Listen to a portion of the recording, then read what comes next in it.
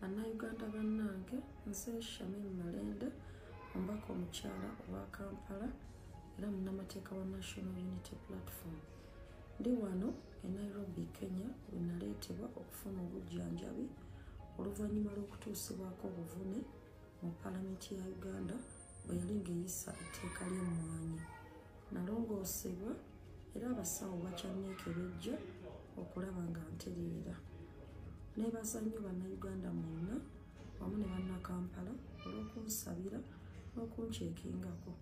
Kyannaku nti ebikolwa ebityobola eddembe ly'obuntu bikyagendera ddala mu maaso mu Uganda wamu n'ekiwamba abantu.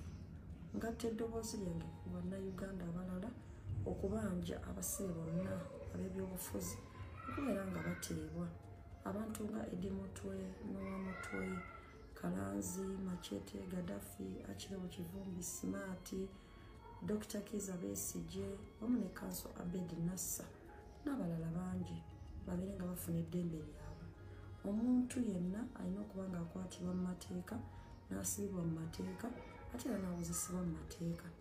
Kya buswavu nti ne pulezidenti w'abantu Robert Kyagulanyi Ssentamu akyatiisibwatiisibwa nakati nti agenda kuwambibwa atwalibwe mu basement ayige olunyankole. Kitukakatako ffenna nga bannayuganda okuyimirira awali amazima n'obwenkanya.